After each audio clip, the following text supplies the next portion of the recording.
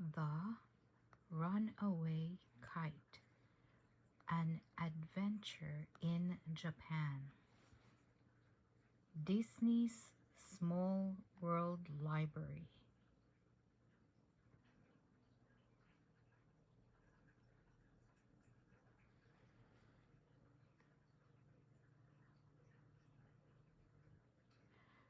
Disney's Small World Library. The Runaway Kite, an adventure in Japan.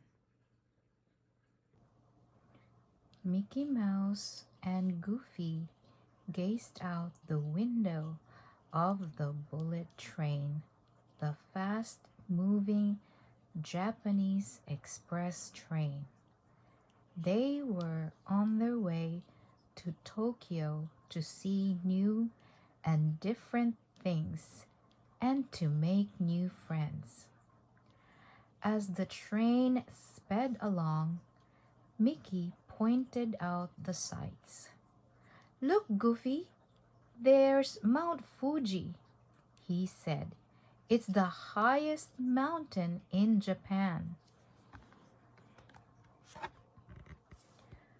"Where?" asked Goofy, scratching his head. "This train is moving so fast I can hardly see a thing." "I guess the guidebook isn't kidding when it says this is one of the world's fastest trains," Mickey said with a laugh. "In fact, we're going to be in Tokyo very soon." Sure enough, the bullet train began to slow down as it pulled into the station. "Where should we begin?" asked Mickey as he and Goofy left the train station. "With lunch," Goofy answered happily. "Lunch is always a good place to begin." So the two friends walked down several blocks, and at last they came to what looked like a nice restaurant. As they stood in the doorway, Goofy whispered, "Are you sure this is a restaurant, Mickey? There aren't any chairs, and I don't see any silverware on the tables."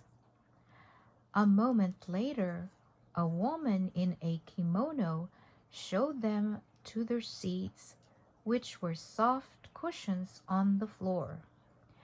"Gosh, things sure are different here," Goofy said cheerfully as he sat down.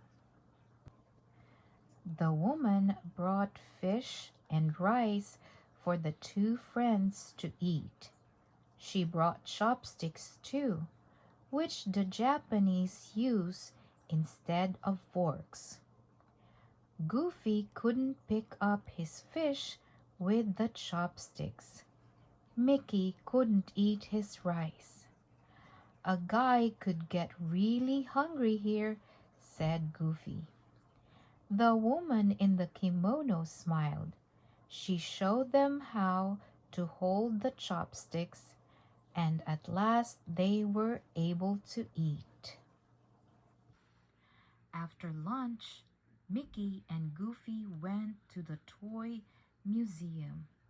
It was filled with samples of kites for Boys' Day, dolls for Girls' Day, games and toy trucks and planes. They went to Edo Palace, where crowds of boys and girls were lined up to have their pictures taken. Boys were flying kites in the park near the palace. Mickey and Goofy saw big kites and small ones. They saw hawk kites and dragon kites. There was a kite that looked just like the palace, and they saw a kite that looked like something they had never seen before. "What a great kite!" said Goofy. The boy with the box kite grinned. "Tomorrow I will enter this in the kite contest," he said. "A contest?" echoed Mickey. "Someone is having a kite contest?" At that, 3 or 4 boys crowded close. "It is for Boys' Day," said one of them. "See the carp streamers on those houses?" asked another. "Those are for Boys' Day too." "On Boys' Day there is a carp on every house for each boy that lives there," said a third boy.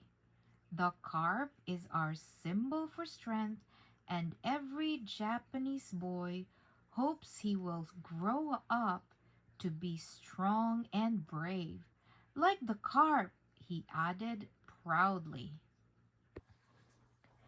Then the boys raced away to fly their kites. Mickey and Goofy went on to the zoo. On the way, they saw more boys. They saw more kites.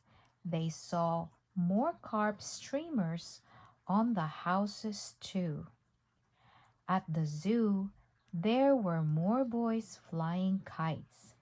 Goofy and Mickey saw butterfly kites.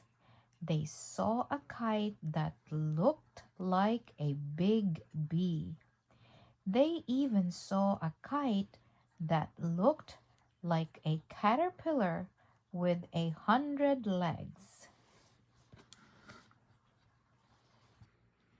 "That kite contest must be a really big deal," Goofy said.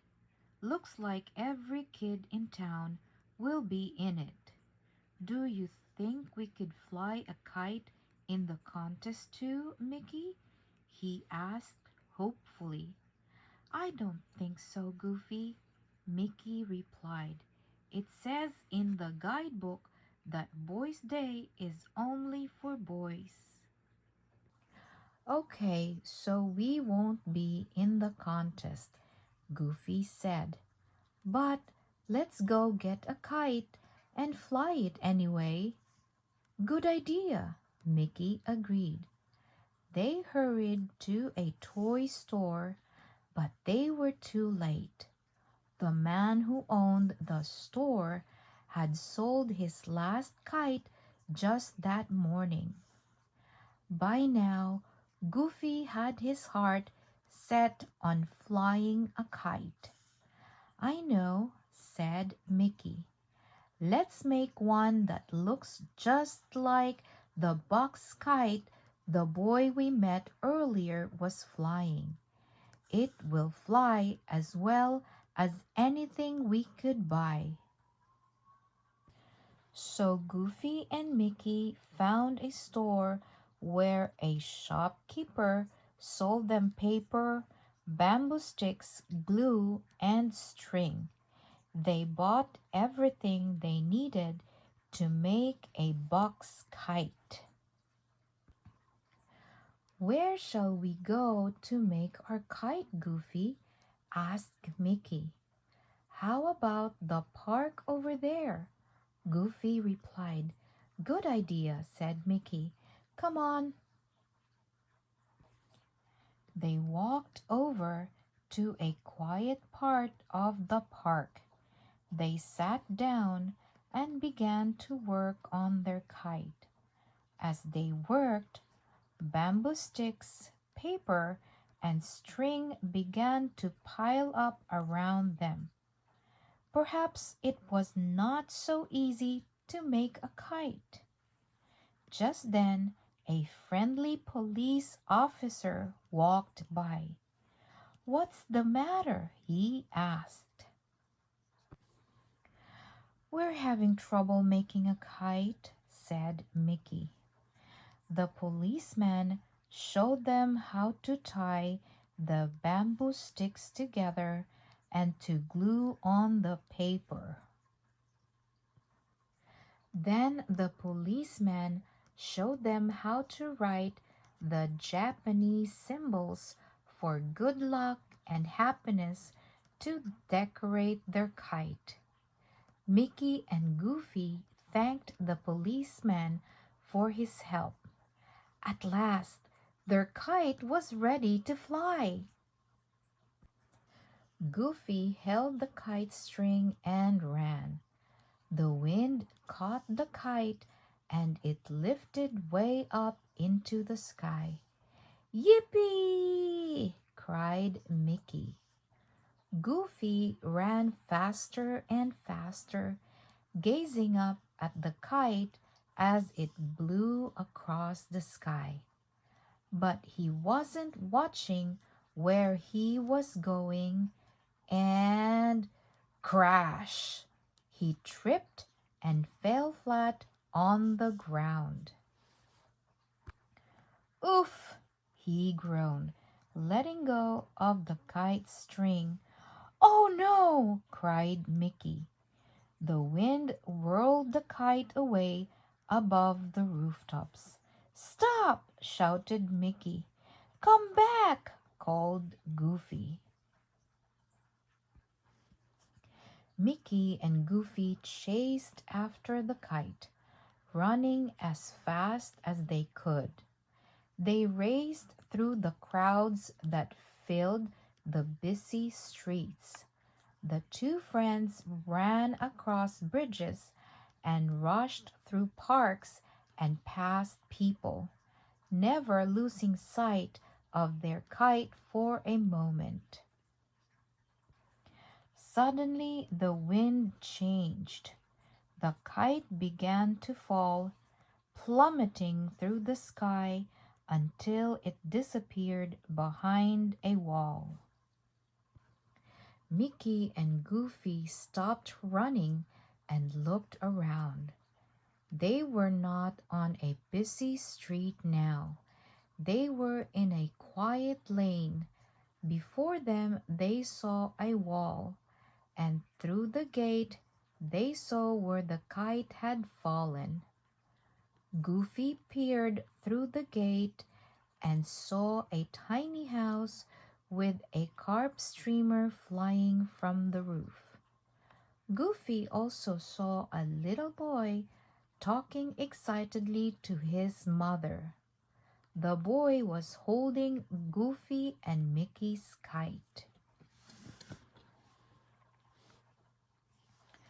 "Look," said the boy, "it dropped from the sky." "Kites do not just drop from the sky, Kenji," said his mother. "It must belong to someone." At that, Goofy knocked a quick little knock on the gate.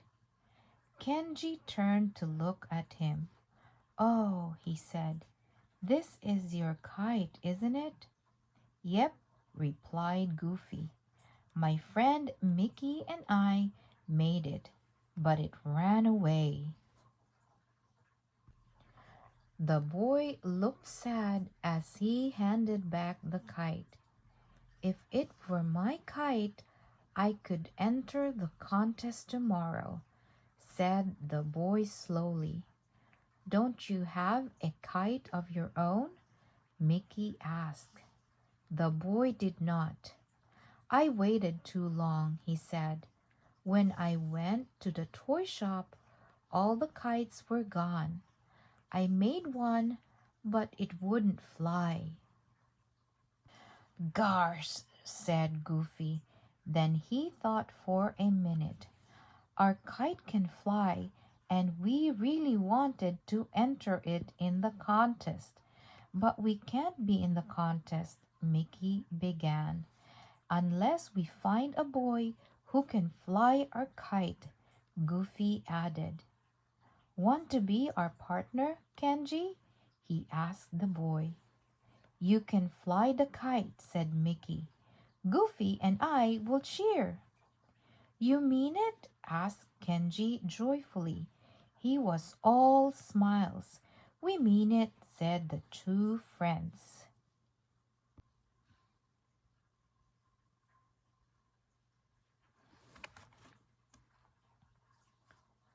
So the next day, Kenji flew the kite. Mickey and Goofy cheered. Perhaps theirs might not have been the most beautiful kite in the contest. It might not have been the biggest, but Mickey and Goofy didn't care. They knew their kite was a wonderful kite because it had helped them make a new friend in a faraway place.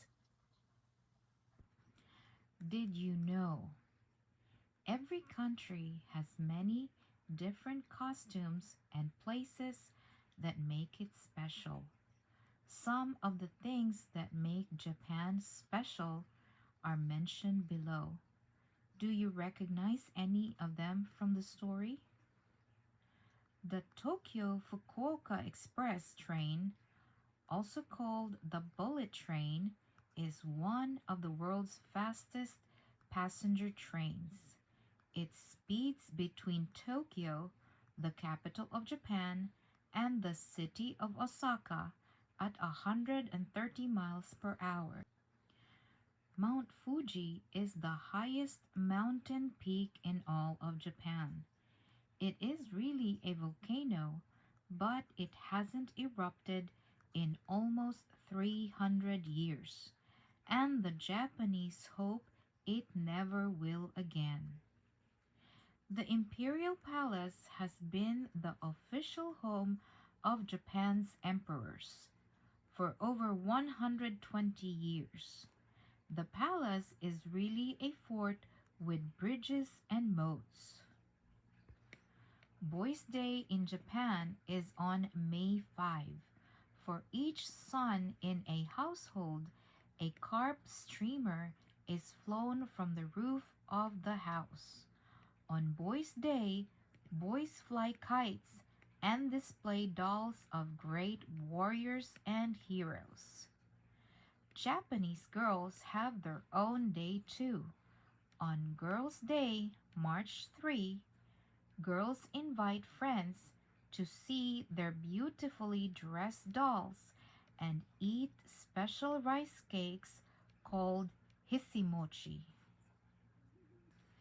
Japanese people eat with two sticks known as chopsticks instead of with forks.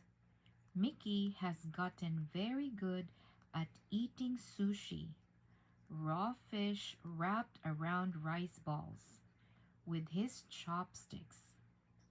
Goofy prefers a hot drink of miso soup, which is made of seaweed and soybean paste. A kimono is a robe made of silk or cotton. It has long, square sleeves. It ties around the waist with a sash. Both women and men in Japan wear kimonos. Every year for the past 400 years, there has been a kite festival in Hamamatsu, Japan. At this festival, people fly kites that are even taller than they are. Sayonara, sayonara, means goodbye in Japanese.